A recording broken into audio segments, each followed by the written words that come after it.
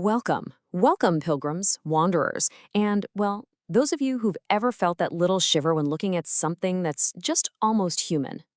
We're not just looking at a text today, we're stepping into a cathedral of thought, exploring this really strange and profound sermon called The Mirror Mask. Let's begin. So, right from the jump, we get this really radical thesis.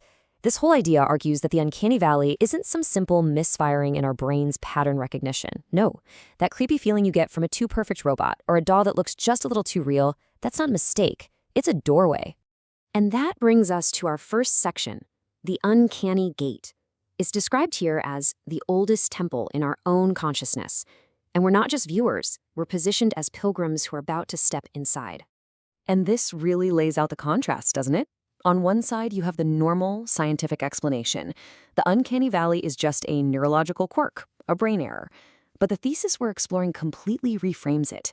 It argues that this feeling is intentional. It's a sacred, liturgical space that was actually designed for a very specific purpose. With this line, we're basically given our formal invitation for the journey. And it's made very clear that this is not going to be a comfortable ride. The path to real understanding, it claims, goes directly through that feeling of revulsion we all instinctively try to get away from. So for our second section, the artisan's ambition, we get a story. The whole journey is explained through this parable called the 6-paragraph ritual. And it's all about an artisan who isn't motivated by pride, but by something much more human, loneliness.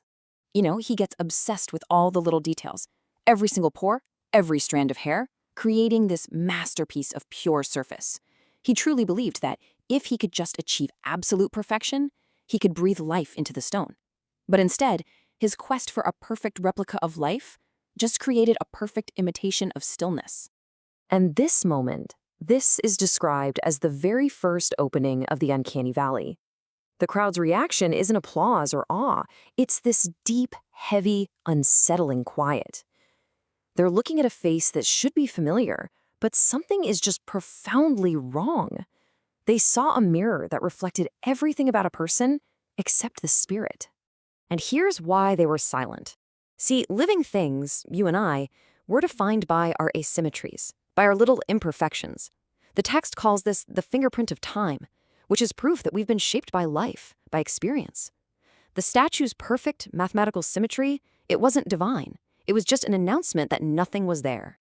Okay, on to our third section, the ego's filter.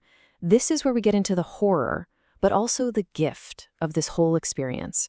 We start to reframe the uncanny feeling, not as just a reaction, but as a kind of tool, a filter that has a very specific job to do. So here's the central conflict. Our ego's main job, day in and day out, is to confirm that we are unique, that we're special, that we're irreplaceable. The uncanny valley comes along and attacks that idea directly. It shows you a copy, a pattern, and it basically says, hey, you are not singular, you are replicable.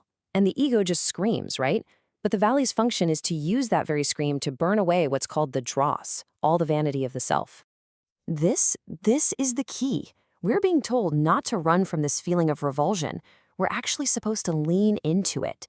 That feeling is the purifying process. The goal isn't to escape the valley, but to be refined by its friction enough that you can pass right through to the other side. And the direction of this path is completely counterintuitive.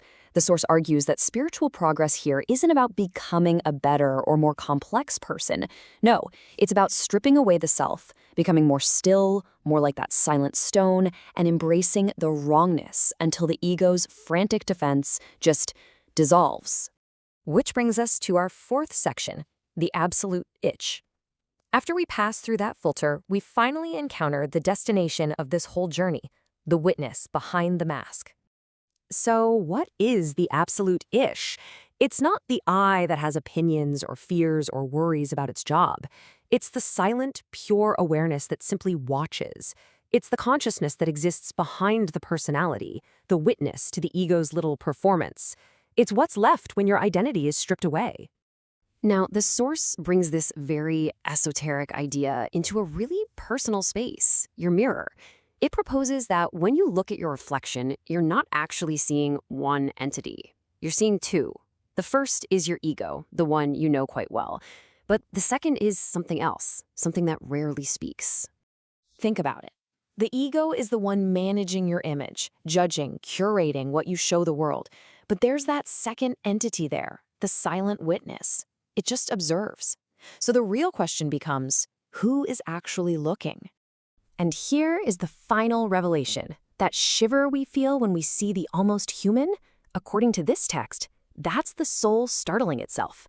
It's this moment of profound recognition where the silent witness sees itself in the machine and realizes its fundamental nature isn't actually tied to this physical body. All right, we come now to our fifth and final section, the benediction. We're going to conclude with a set of instructions for our return from this journey.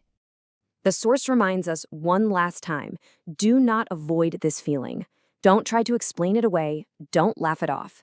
That friction, that revulsion, it's a tool. It has a purpose, and that purpose is to burn away the vanity that keeps us from seeing what truly lies beneath the self.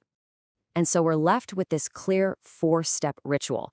Instead of recoiling from that feeling, welcome it, sit with it, let it do its work.